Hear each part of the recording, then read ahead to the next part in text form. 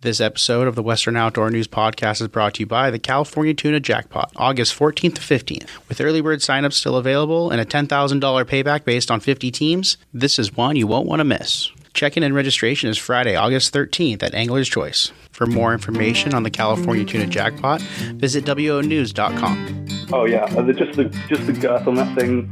It reminded me of a cow. When you see a cow up close and you sort of see that back, and you can literally put a saddle on it and ride it. Hey folks, and welcome back to the Western Outdoor News Podcast. This week we talk with surf fishing guide Ben Hervey-Murray about his passion for guiding Southern California surf fishing, as well as some bizarre catches so far this year. But before that, we have a quick sit down with Mike Stevens, one of the editors here at Western Outdoor News. Mike just got back from Orlando, Florida, visiting the ICAST show. There was a rush to the outdoors, and this rush to the outdoors, I would say, was unmatched since World War II ended. He shares with us a quick overview of the show and what it means for the industry. And this is a show that's not open to the public. This is industry only. So we were able to get a sneak peek and able to be there because we are Western Outdoor News. Right. It's industry only. The public, for the most part, can't attend. But it kind of has a show. I feel like the Fred Hall shows here, with the aisles and the booths.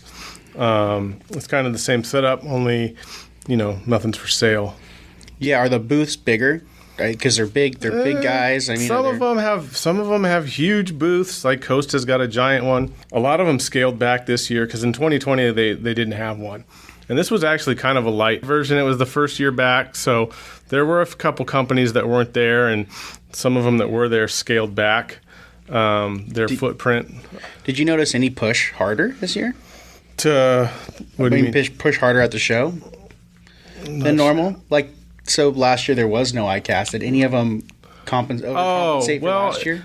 I wouldn't say overcompensated for last year, but everyone was definitely fired up to be back. Yeah. I know last year a lot of those companies held back some of their launches of new stuff, and maybe some of that rolled into this year. But overall it was just, the whole vibe was just good to be back, finally doing this. And it's also, other than the new products and stuff like that, it's also kind of a way to get a state of the industry, state of sport fishing as we go into the next year. And, it's kind of invigorating for everybody, to experience it. And, you come back fired up to either, talk about this stuff or fish or, whatever. Yeah, would you, we were talking earlier, you said there was kind of an underlying theme this year, because of COVID. Yeah, well, in 2020, obviously everybody couldn't do a lot of the normal stuff they would do. They couldn't go to concerts or baseball games or, stuff like that. So there was a rush to the outdoors, and this rush to the outdoors, I would say, was unmatched since World War II ended. I believe every state had a dramatic increase in fishing license sales. So there's a lot of new anglers out there because a lot of people tried fishing last year. A lot of people dug it, and that's that played a part in, why fishing tackle was kind of hard to come by, in tackle shops. That and the supply chain issues, of course. But as far as this year's ICAST was concerned, these companies definitely were looking to cater to all these new anglers, nurture them, bringing them up to the next level so we don't lose them. Yeah. So they stick around and eventually move forward and become lifers. So what a lot of them were launching were, quality gear at very affordable prices. So and we saw it all over the show. Lower price points, but still high quality stuff. Sure. Yeah. All a lot of your favorite brands, they were all kind of doing the same thing. Very cool. Anything that really stuck out to you? Maybe one of those brands that did kind of like throttle back on that price point and still come out with a good product. What was your kind of favorite thing to see that was at a lower price point like that? Over at Pure Fishing, which Pure Fishing has a lot of popular brands under their umbrella. They have Penn, Abu Garcia, Berkeley, Fenwick, Spiderwire, a lot of well-known names. And when they have all these brands, they have the ability to combine their efforts between the brands. So I mean, they were launching some ugly stick rod and pen reel combos, and they were just like perfect for like a casual half day guy. Yeah. They launched a whole bunch of stuff. They won best of show with a new lure that we'll be talking about in the paper. Another example is Seagar had 2 lines they're coming out with a $12 braid and a $9 fluorocarbon. Wow. And that's exactly what they told us was, they want to get these beginner anglers kind of to the next level, which is using braid and fluoro. But it's not really super expensive, with the hopes that down the line, they're more accomplished anglers, they get more serious about it, and they stick with them for their higher end stuff. Yeah, rather than saying, hey, this is the best, come fish it, but look how it's so expensive. Hey, we're still, one of the better in the industry, and here's a product that's at a price point that we can actually, swallow as a new angler. Yeah, and in that case, Seagar invented fluorocarbon. They were first, and they're still known as the best.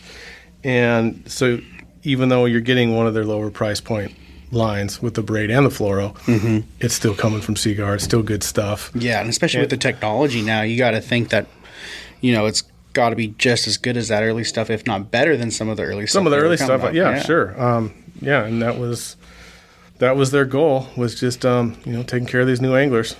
Did you was that just leader material, or did they have a castable fluorocarbon as well?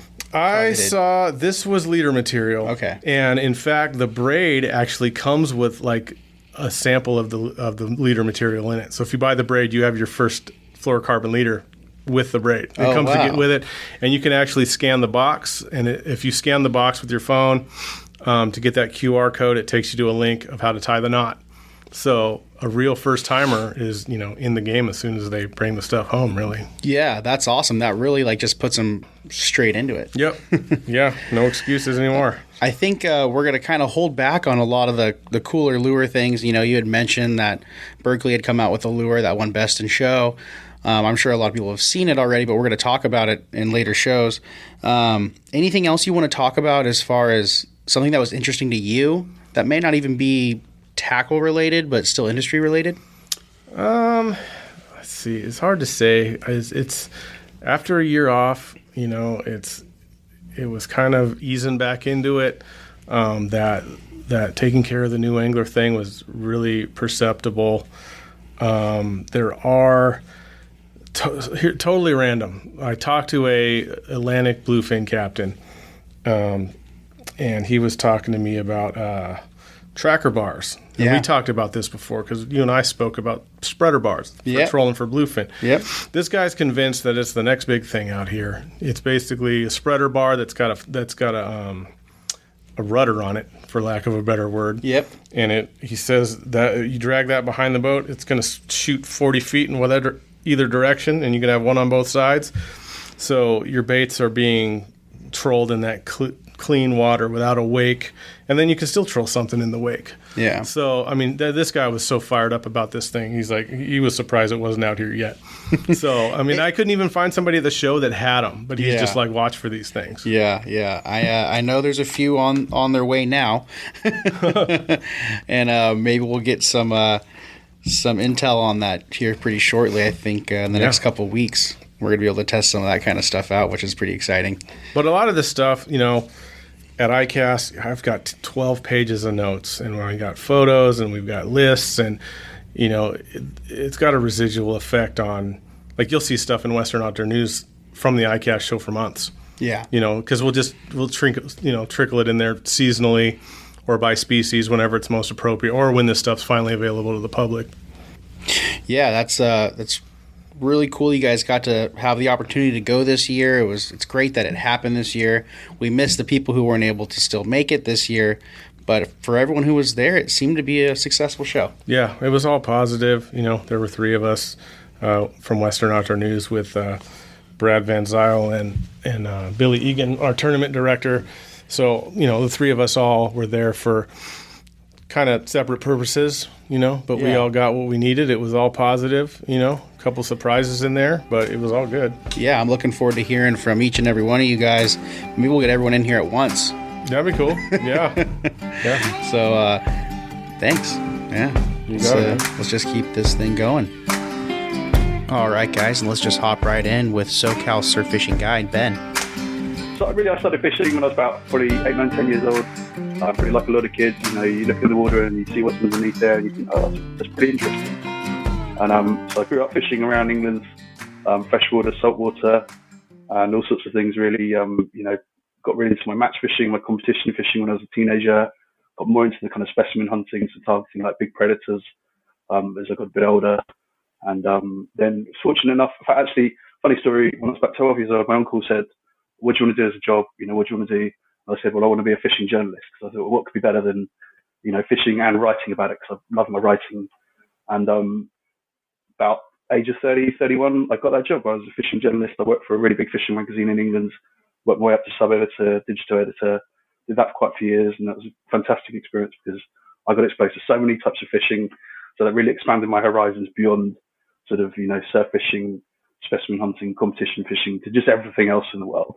That led me to, do some pretty crazy trips like Colombia, caught some really big arapaima in Colombia, done a lot of fishing in Spain and Europe and France, Iceland, Norway, all sorts of places like that. So I had a really great education working for those magazines, fishing lots of different places, experiencing lots of different things, meeting some incredible people, some amazing trips.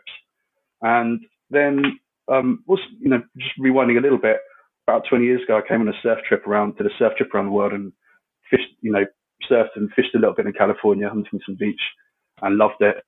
Fast forward after I'd really been working in the fishing industry for a few years, fast forward a few years after that, and I meet my wife, my now wife.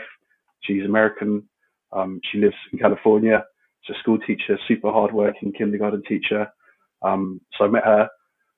We started dating. So I started coming over here quite regularly, using my 3-month tourist visa to its maximum capacity. So doing a lot of fishing when I was coming over. And eventually, one thing led to another, and we got engaged, got married a few years ago. I moved over here permanently. I'm a permanent resident now. I've got a green card, which I'm very grateful for. I feel very American, love living here, absolutely love California. And really a part of that process was moving over here, was getting really good at the fishing over here. So I spent a lot of time surf fishing for the things like the leopard sharks, the corbina, the surf perch. So I spent a lot of time, quite a few years, getting good at that. Then a few years ago, I got my guiding license. I'm now in my 3rd year of guiding, and that's been a really tremendous experience. I've got some lovely clients. I specialize in things like leopard sharks, superfin sharks, light line fishing, particularly around the corbina, surf perch, croaker kind of thing, the spotfin croaker. And I love, so I do shark fishing and light line fishing, and quite a bit heavy amount of tuition sessions as well. So this week, for example, I've been out twice. It's Wednesday, so recording Wednesday, Monday, Tuesday. I've had 2 tuition sessions, both with couples. I absolutely love doing that. So that's really where my business is at the moment. I'm very fortunate to live where I live. Got some amazing surf fishing here in Orange County. You can go 20, 30 miles north or south and find loads of fish, loads of interesting marks. Great variety of surf fishing as well. And I'm just absolutely loving it. I'm like a kid in a sweet shop here, just loving the experience of meeting all these people and catching all these fish. And, this year, like you mentioned, we've had some really interesting exotic fish, so we can talk about that a little bit if you like. Yeah, no, I know. I've seen a couple of things come through the hopper here, and some really interesting catches. Couple interesting sharks. Something else we're going to talk about in just a minute. But you did touch on having that guide license. I know there's a lot of kind of underground guides out there that aren't going through the correct process. Can you explain the importance of going through that process? Yeah, sure. Well, first of all, I'm licensed by the California Department of Fish and Wildlife, and also bonded as well. So, there's an insurance policy really if anybody to have any issues with anything that goes on. Frankly, you get your money back. And I've never had that activated. I don't know anybody who has, but that's an important peace of mind for any clients of mine that we're fully licensed, insured and bonded. So even if the worst was to happen, nothing, we're financially okay. Whereas if you go with an unlicensed guy, he's going to have none of that. Also, there's an element of vetting, I feel, with the Department of Fish and Wildlife, in that they have to fill out quite an extensive form, detailing your company ownership. So you have to own a legal entity in order to have a guiding license. So you can't just be, Bob off the beach. You've got to own a company. You've got to have a legitimate setup to run it, and obviously pay them a bit of money and have a bit of money to set that up as well. So there is a kind of filter to that, and I feel like that's a good thing because, like you said, there's a few people doing it illegally, and you really, you're not going to get a great experience with them. It might be a bit cheaper, but the reason they're doing it illegally and cheaper is probably because they're not quite up to the standard where someone who's been doing it for a few years. They're not going to care as much about your clients as well. I care very deeply about my clients, whether they catch fish, and nothing gives me more satisfaction than seeing them at the end of the day with a nice photo of a beautiful shark or a personal best croaker or something, or a nice perch. Or even better than that is when they've learned enough to then go away a week later and send me that photo of the fish that they've caught using the skills they've learned. So I don't think you get the same experience from an unlicensed guide. And people like I've really enjoyed the podcast with Nick Hyde, who's another fully licensed guide who's absolutely tremendous. There's a great handle on his fishery down there, and he's exactly the sort of guy who you should be going fishing with. And also I feel like it might cost you a little bit more to go with a licensed guide, but overall you're going to learn a lot more, and people's time is valuable. So if you have opportunity to say go surf fishing 10 times in a year, and you go fishing with that guide the first time, and he might cost you $300 or $400, but your next 9 sessions are going to be infinitely better because of that knowledge you've learned. So you're going to save money really in the long term. And if you're spending money on fuel, you might spend $20 on fuel, 10 on bait, maybe lose a bit of tackle, so it's another 20. So call it $50 a session. Now, if that $50 session isn't producing what you want it to do, then 4 or 5 of those sessions, you might as well just hire a guide and actually have those sessions being producing for you whilst you're putting the outlay out there to get fishing. Your fishing can be so much better with that knowledge. And surf fishing in California is some very particular things that we've learned, and I've learned some very particular tactics, baits, strategies, and tides, and things like that we've learned, that we put into practice and we teach people. And I feel like that's a lot of value in that. So I don't think you get the same experience with an unlicensed guide. So I hope that helps. I hope that explains the difference a little bit. Yeah, definitely. I'm a licensed guide as well, and do it all on boats for people. And I ran a 4-pack charter operation at a Dana Point for a while, so it was always awesome for me on the guiding side of things to teach new boat owners all about their boat, because they didn't know much about the boat, you being first-time boat owners, and then just easing them into that whole fishing side of things, because it is a whole nother animal. And like you said, there's so many factors that cost money and that come into effect. And it's like when we get out there as guides, we're able to get them right to the fish and show them and explain to them exactly how to get there, so that later on they can take their own time and do it themselves without a huge cost of learning. So it is an awesome thing to see when your customers do send back those pictures of their successful trips. Yeah. Totally understand that. So satisfying, isn't it? Really, that's what it's all about. Because someone helped me when I was 10 years old. When I first moved over here, there's a couple of good friends who helped send me in the right direction, and I'm just really passing that on. I want to pass it on to for example, yesterday I had took a dad and his 14-year-old daughter fishing, and the sort of knowledge that he learned, I feel like he can now take his family fishing, and they can catch fish and have those for lunch, and that's a really great process to share with your family. And he wasn't too sure about how to catch fish out surf before, so that's a good example of the kind of things I really, really enjoy, as well as catching the big stuff. Catching the little stuff with people who just learning how the process works is incredibly satisfying. As you said, getting those photos in a week or two when they caught the fish on their own, that's the most satisfying thing, because that means I've put them in the right direction. They've had a good lesson, I feel, if they can do that. Yeah.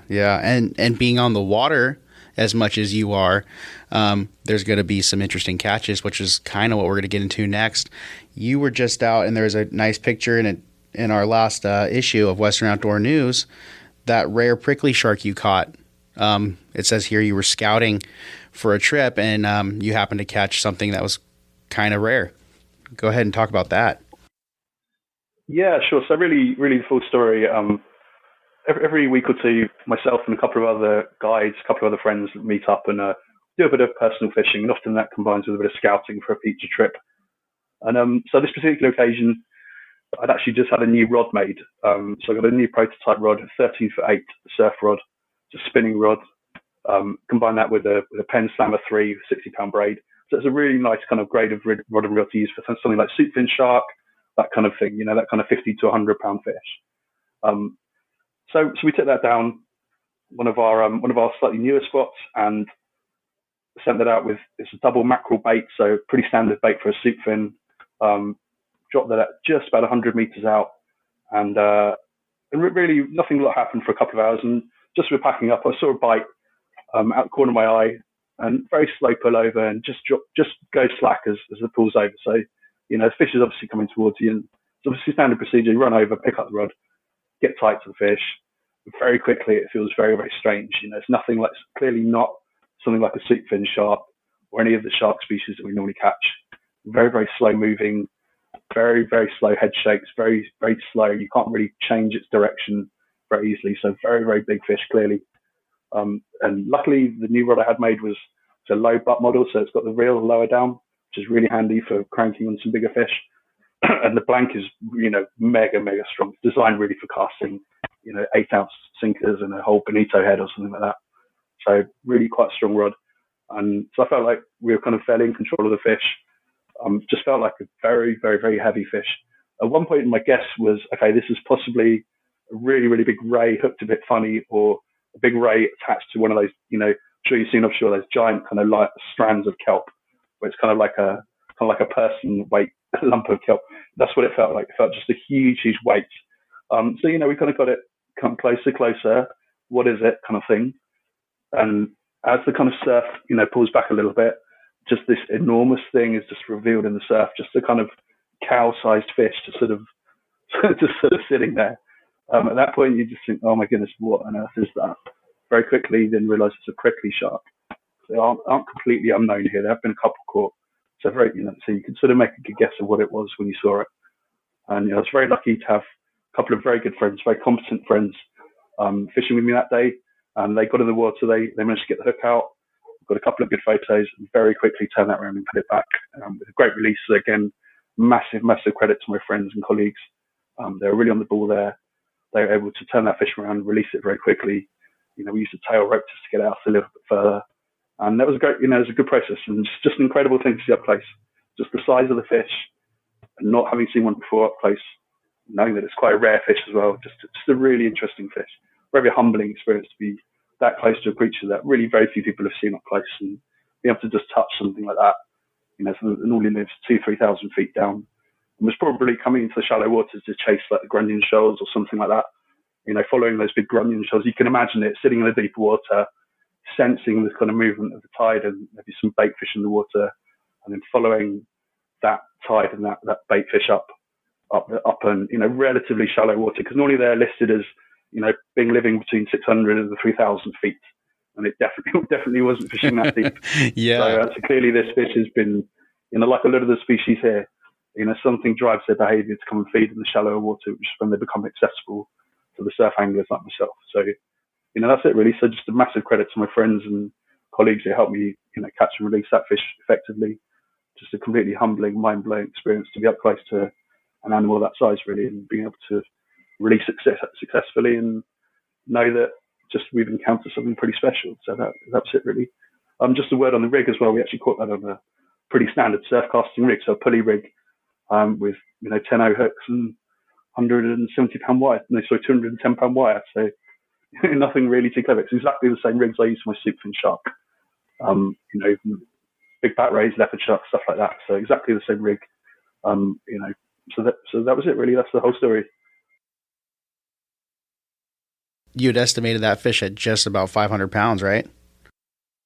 Yeah, we found one that was actually killed and weighed and measured over 10 feet. That was 570 pounds. So at 9 feet, I think 500 would be a very reasonable estimate. I'm not trying to make it bigger or smaller than it is. Just the data I've got is quite limited. So yeah, looking at the photo, it looks to he's 2.5, 3 times your size. Oh yeah, just the girth on that thing. It reminded me of a cow. When you see a cow up close and you sort of see that back, and you can literally put a saddle on it and ride it. That's what it reminded me.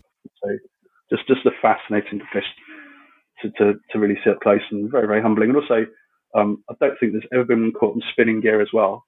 So that's a kind of first for me. And I love catching big fish in spinning gear. So that was kind of a culmination of a lot of years of, gearing myself up and improving things and working things out to land a fish of that grade on spinning tackle from the shore, which is pretty cool. Yeah, that is an awesome catch. And that being a rare catch, you've also had, you like mentioned earlier, a couple more rare catches and one pretty recent. Yeah, actually, this was another trip. Just before I took some clients out, really just scouting the areas for this week. We caught a bonefish, California bonefish, or technically it's called a Cortez bonefish, out in the open ocean off the beach. So normally, I've heard of quite a few of them being caught in like Mission Bay in San Diego. And there's a couple of other harbour systems with them in, but never heard of one being caught on open ocean or in the beach. And it was a bit of a fluke. Obviously, I'm not targeting bonefish in California. And just ate a sand crab on a 10-pound fluorocarbon and a little fly rig that we make, and we just drop that. Often catch a lot of yellowfin croaker, spotfin croaker just behind the breakers. So just cast it out and off it went. And there's something a bit funny and pops out in the surf, and you think, what on earth is that? And also, it did strip quite a lot of line, so clearly it's not a croaker, because that thing had some speed and some muscle to it. So when you're playing it, I did think it was a nice spotfin croaker when I was playing it, but when it gets into the surf and you see it on the ground, very quickly you realise that it's definitely not a croaker. Kind of looks like a bonefish, but then the same thing with the prickly. You think you know what it is, but everything's telling you actually that's pretty rare. It's certainly not the thing you think it is. When you look at it up close and you think actually it is. It really is. It's a bonefish. Clearly, is a bonefish. So that was another really interesting one. And we've had a couple of other exotics this year. Obviously, we really genuinely don't target them, but we've had a couple of giant black sea bass off the beach, and they were interesting. Had one kind of smaller in the kind of 40 to 50 pound range. That was quite an interesting fight. They're an immense amount of body strength, and they can really take a lot of line very quickly. So that was an interesting one. We had another much bigger triple figure black sea bass, again on spinning gear, on the casting gear. Really, these guys are eating. Coming cyclists in there eating soupfin and leopard shark baits. So there's really interesting that the water temperature is really, really good at the moment. It's been really good for the last month or so, and you get a lot of fish coming in really close and eating a lot of bait. A lot of the bait fish, a lot of the big croaker that are coming in. I'm sure that's driving a lot of the predatory stuff, because we've got such a good run of that kind of grade of fish at the moment, and that's bringing in a lot of the fish. So things like the black sea bass, which is I know they're pretty rare still, but still great to see them, and being able to very, very rarely encounter them accidentally. And it's another one where you can see what it is in the surf, and okay, we've got a good procedure for that. So we'll get it, unhook it right to the water, and turn that round, and let the client have a good look at it, make sure he knows what he's caught, and knows how special that is, and a very, very quick photo sometimes, and just turn that around, keep it wet, going way down to the surf. So those last two black sea bass got very, very wet, wet head to toe really, because you've got to stand in the water and make sure that thing's good to go. And both swim off absolutely fine after a minute or two. They just need a little breather. So some species like the leopards and the soupfin, as soon as they hit the water, they're good. No, they just swim straight off. Whereas some other things need a bit of care. So we just got to, we just pretty careful about catching, releasing almost everything we catch. We want that, like I was saying earlier, we want that stuff to be accessible to our children and grandchildren. So. Just such a privilege to be able to catch fish like that. Yeah, definitely. And those black sea bass, they come in shallow, and I believe they're eating some of the smaller rays and even some of the smaller sharks sometimes, just like some of those larger predatory sharks do. Wouldn't surprise me at all. I can see there's a lot of those kind of baby smoothhounds around, and a lot of thornbacks. And I know on the East Coast they catch a lot of bigger sharks with stingray barbs in their mouth, and it's sort of embedded in their stomach and so on.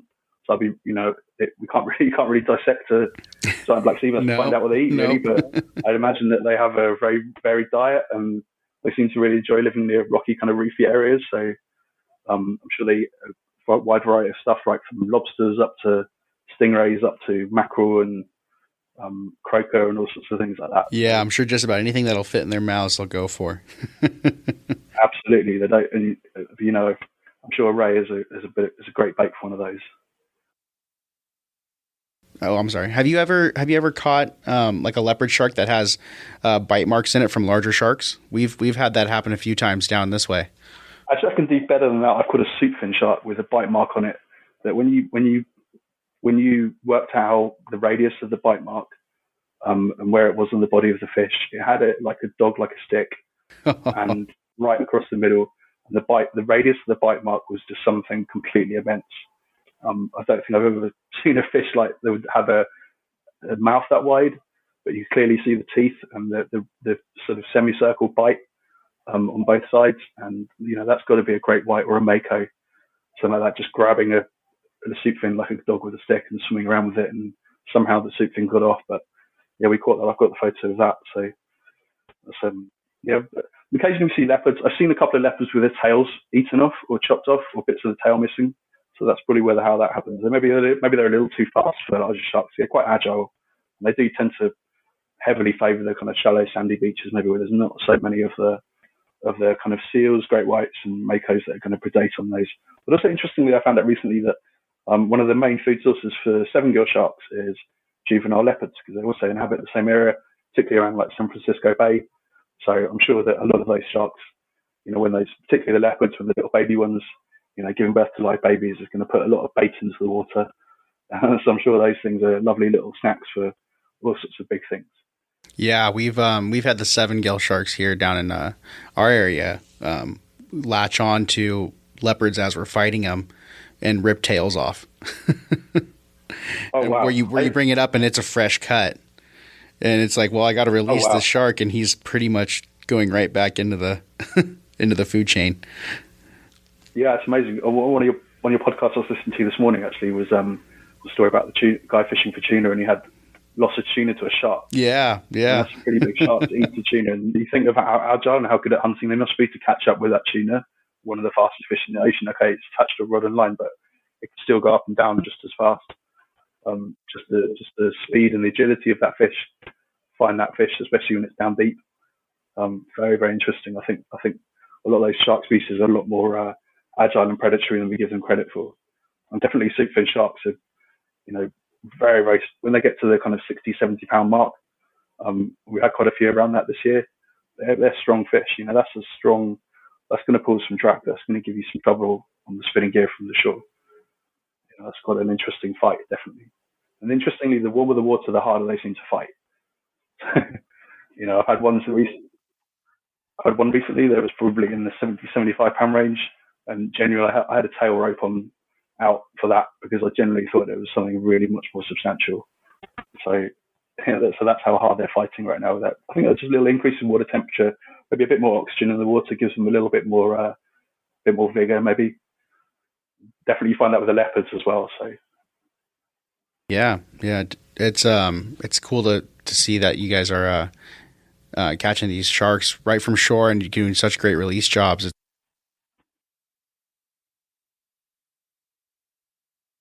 Yeah, that's one thing I love about the process is that just catching from the beach, you're able to do such a nice release. To be really careful, keep them wet, quick photo, get my clients to kneel in the shore break, quick photo, and we can turn that fish around. They can take part in the release as well.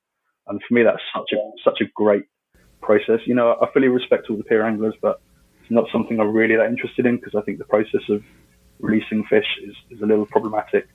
Also, you're going to lose a lot of fish. So I think from my perspective, people who want to learn how to shark fish, particularly kind of working your way up the food chain, starting at the kind of like smoothhound, leopard, ray kind of size, and then working up to soupfin and then the bigger ones, doing it from the beach is such a great learning experience because you're going to learn how to cast properly, learn how to read the water, read tides and read currents and swell and so on like that.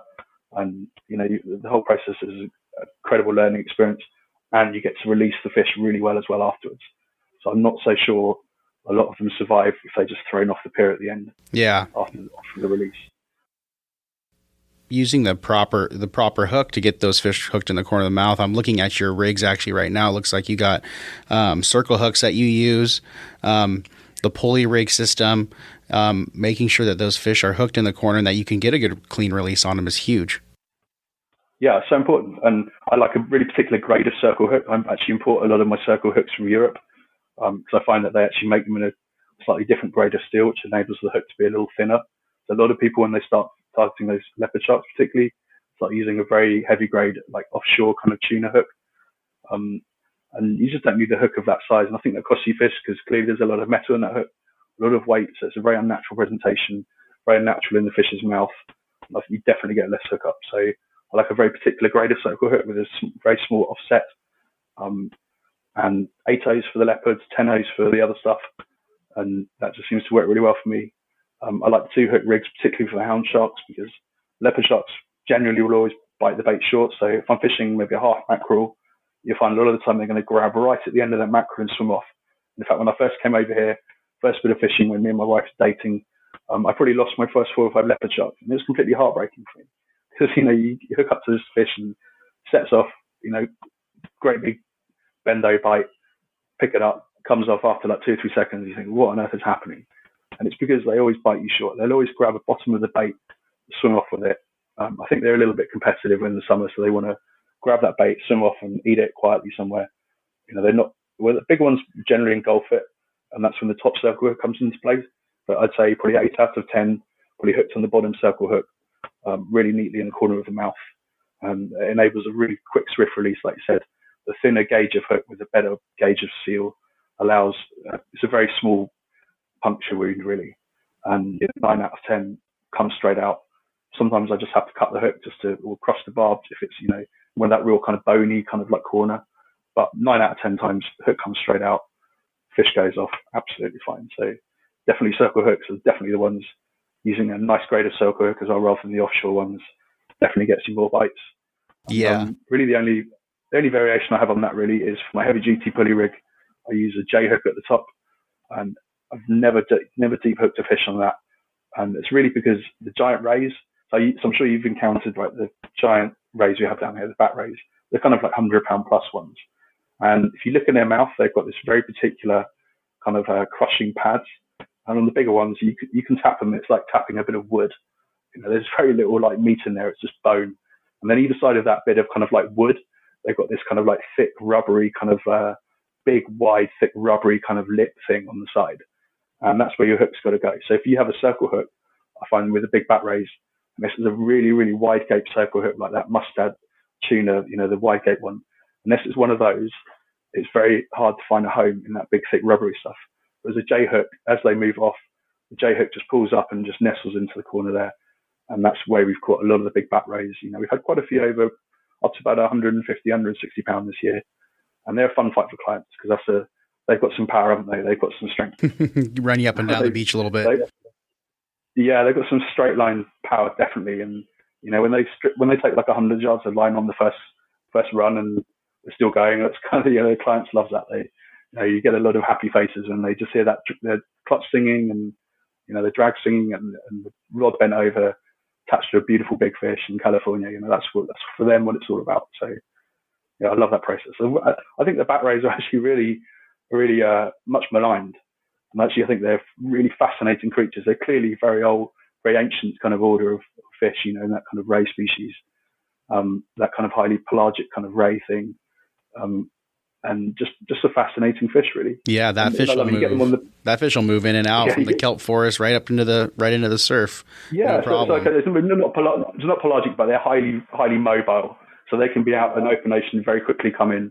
We hit one the other day. It must have been the biggest one of the season, so it's about 150, 160 pounder, and that really was just beyond the breakers in 4 foot or 5 foot of water. And that thing. That ate the bait. You saw the bite, really slow bend over again on the rod tip, and then it kind of swam towards us a little bit. And at that point, my client is thinking, I said, "Oh, that's probably another big fish, but just in case, be prepared because it might turn around." And just as I said that, turned around and just went for a good 100, 150 yards.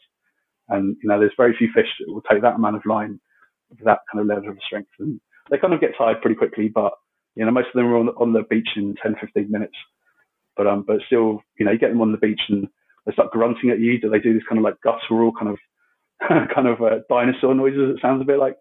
And, just a really interesting, very unique species of fish. Really not found in too many other places in the world. They've got various other rays, but the bat ray is mostly in California, mostly on our west coast here. So again, something I really enjoy catching. Definitely a challenge on the spinning gear from the beach. Yeah, very much so on the spinning gear, especially. It sounds like you got your rods though kind of perfectly tuned into this fishery, and you're obviously using a high quality spinning gear. It seems like nowadays the spinning gear is really taking a front seat in a lot of fishing. It's I think we're starting to adapt it into just about everything here on the West Coast. Something the East Coast has kind of done already, and over in Europe it's been done a lot. But finally, the West Coast is starting to kind of, accept the spinning rod, spinning reel as part of the arsenal. Yeah, I think the technology now compared to 20, 30 years ago is so much better, particularly when you get to I'm a big fan of the Penn reels. And for example, my Penn Slammer 3 is a $300 reel, but it's full metal body, can run 50 pounds of drag and hold about 600 meters of 60-pound braid. So that's a pretty serious reel that's able to handle some big fish. That's what I caught the prickly shark on. So I've got that on the 13-foot-8 custom surf rod. Really nice components, mostly American made as well. So I've got a source of much of it as possible from America. All the reel seats and the rings and so on, it's made in America as well. It's constructed here. So but definitely you have to look at the kind of upper end of what the spinning gear is capable of in order to have something that's able to handle the fishery here. Because if you just have one of those, there's a lot of people like they're using those horrible 15-foot ugly sticks. I don't know if you've come across those big water things. They're terrible rods. You can't cast very far. There's no real kind of rigidity to it. So as soon as the fish hits, it's kind of straight down to the kind of mid-range, middle of the kind of rod. So you're not really kind of, there's no real tip power in the tip there. So there's some really good spinning gear out there, definitely. Yeah, and those are the kind of things that people are going to learn when they come fishing with you, and they're going to be able to adapt to their own gear, and they're going to want to, once they fish with this quality gear, they're going to want to buy their own quality gear, and it's going to just help them become better anglers. Yeah, absolutely. I think one big thing about spinning gear I'd like to talk about as well is that you can, frankly, a lot of people reel with their left or their right hand. So from my perspective as a guide, if I was to kit myself all out in conventional gear, I'd have to probably have two sets for right-handed and left-handed. And, people who can only do one and never not the other. So having a spinning gear, I can just switch the handle on in like 1 minute is a big bonus for me. I can set clients up so they have the maximum chance of success. It's not like they're trying to reel with their hand that they're not as strong with or they're not comfortable with. And definitely the low butt spinning rod, having that reel seat really low down. So the reel seat on that one, on the big rod is probably only 50 centimeters from the bottom of the butt. And normally that's more like probably even less than that, probably 30 centimeters from the bottom of the butt. So it's very comfortable when you're reeling on fish. You're not having to reach up kind of at the top of the butt to crank on that fish, which puts a lot of pressure on your shoulders and upper back. You can do it a lot more as kind of your core muscles when you're cranking on the fish using the lower butt reels. So, I had a couple of friends who've put fish on with those and clients and so on, and they've all said how easy it is to reel in a really substantial fish or to maintain a lot of pressure on a fish using that kind of format. But also, I use slightly lighter spinning gear as well. So I've got another couple of custom 13-foot rods that I use. I've got those linked up with Penn Battle 3, 8,000 size reels. I really like 8,000 size reels. I can fit, 500, 600, 700 meters of braid on there. So even if I have to do, for example, a cast or a kayak drop that's a bit longer than usual, and then hook a big ray that takes another 100 or 200 meters of line or something like that, I still got enough on there that I'm not going to run out of line. And even if I was to get cut off or lose a fish and lose a lot of braid, I'm still good for the session with that amount of braid on the reel. So I think, I've got a friend who likes his 4,500, 5,000 size reels. He's definitely been close to getting spooled a couple of times. That's not something I'm keen on repeating. So I think there's a real sweet spot of gear that we use in terms of we're not trying to use like the Van Styles of this world. We're not, kissing people out in like the most expensive gear because a lot of that's quite fragile. It's not quite durable enough for the fishery here. And really my aim is to fish with something that's usable, affordable to the average person and really does the job. And I think with that kind of level of gear, like I've talked about, we've really hit the sweet spot. The only thing is for the leopard sharks, I fish a little bit lighter. So if I'm just fishing when I know I'm going to encounter leopards and bat rays and there's no big reef systems adjacent to where I'm fishing, that's going to be maybe 40 or 50 pound braid. I'm very happy with a 5,000 or 6,000 size reel, 12 or 13 foot surf rod. Really, my rods are all capable of casting 7-8 ounce sinkers and a decent sized mackerel bait. That will deal with most of the currents and the swell we get here. So I'm sure you've seen, you get the high energy coastline here, and that waves come crashing in. Huge get recurrents when there's pushing the water north or south. And if you try and fish it with anything other than a Sputnik sinker, so the wired sinkers, those are absolutely vital for almost every bit of fishing we do. anything beyond the light line stuff where we're really just bouncing sand crabs around, we want to anchor a bait there, so we use the big Sputnik, very aerodynamic Sputnik sinkers. So that's a really crucial part of the fishing is sinker selection. That's one thing I work with clients a lot on. I try to steer people away from using like the basic pyramid sinkers, particularly for the shark stuff, because you're going to a lot of effort to cast out a bait. And frankly, that bait in 5 minutes is washed down under your feet or is so far down the shore that that's become it's not fishing. So that for me is a key part of the rod. It's got to be able to cast a bait that's capable of eliminating a lot of the baby stingrays, because obviously we have a lot of the little Pacific round stingrays and the thornbacks here, and they will eat anything that you put out there. When particularly in the middle of the summer, we get just hordes and hordes of those little baby things. And having a large mackerel bait that is able to fish out there for half an hour, 45 minutes without being completely obliterated by a baby stingray and without having a stingray hook itself is really important, because if you can't catch a 16-inch leopard shark, which is kind of what I aim for. We catch a couple of those a season, and that's the kind of gold standard of leopard sharks. Can't catch one of those if you've got a little baby Pacific round stingray hanging on the end.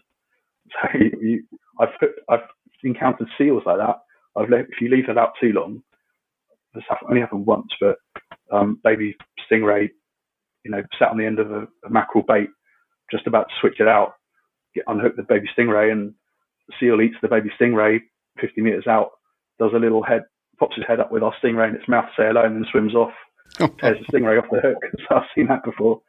So, but not very common though, thankfully. Yeah. So that's the level of gear we use, and just for the light line fishing, I use 4-pound fluorocarbon, and 10-pound braid, and a 3/4 ounce egg sinker, little 6 or 8 hook with a couple of little sand crabs on it, and a 9-foot surf rod, and very simple.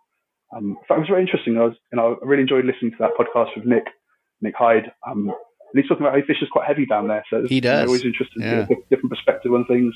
I'm going to definitely look at trying that a little bit. I agree. Sometimes you don't need to fish that heavy or fish that light. Sometimes the fish are much more interested, very focused on just eating as many sand crabs as possible. Whether that's attached to 15-pound line or 8-4-pound line might not matter so much. I don't know. We'll find out. I personally, I really like fishing on the 4-pound fluorocarbon, and catch a nice fish on that. That's really satisfying to get that on the beach. Yeah, and you catch most stuff. Most of the big corvina and spot fin, you'll get to the beach on that grade of tackle. So. Yeah, well, Ben, what's the easiest way for people to get a hold of you to get on a guided trip with you? Is the best way to go through the website, or do you have a phone number, or where do you advertise for getting your clients? Well, my website's a good place to start. So that's AmericanSeaFishing.com. That's AmericanSeaFishing.com. It's got all my trip details there, all my contact details. You can also email me at ben@AmericanSeaFishing.com. My phone number's on the website as well. So if you want to get hold of me, I'm very happy to answer any questions. I really love helping people, frankly. So if you're struggling, if you're listening to this and you're struggling with your surf fishing or some element of what we've discussed, drop me an email, text me, call me, whatever. I really love helping people, go on that same journey that I've done the last few years and arrive at a point where, I can kind of reliably catch those really, really fun grade of fish for other people. So by all means, social media as well. So I'm on Instagram. Actually, my Instagram is California Sea Fishing. And so my tackle company is American Sea Fishing, and my guiding outfit is California Sea Fishing on Instagram. So depending on what you're interested in, head for either one of those. And like I said, always happy to help people. Very love chatting to people about surf fishing around here. So please get in contact. I've got lots of spaces actually for a bit later in the summer. I'm pretty booked up for the next 2 or 3 weeks. But beyond that, my diary is pretty open. So give me a shout if I can help you. Yeah, definitely. And what was cool I saw on AmericanSeaFishing.com is that your rigs are available to the public, and people can purchase your rigs, purchase those wired sinkers you were talking about. You have everything from the light line fishing, perch and croaker rigs, all the way up to the big shark rigs. Yeah, sure. Well, I mean, a lot of that's informed by when I worked at fishing magazines. I used to do a lot of tackle testing. So I felt I had a good handle on, what a good quality piece of tackle looks like. And when I came over here, I really struggled to get the things that I wanted. and hardly any of the tackle shops, although they're great tackle shops, a lot of them are really set up for offshore stuff like tuna and, maybe more of the bass fishing kind of market.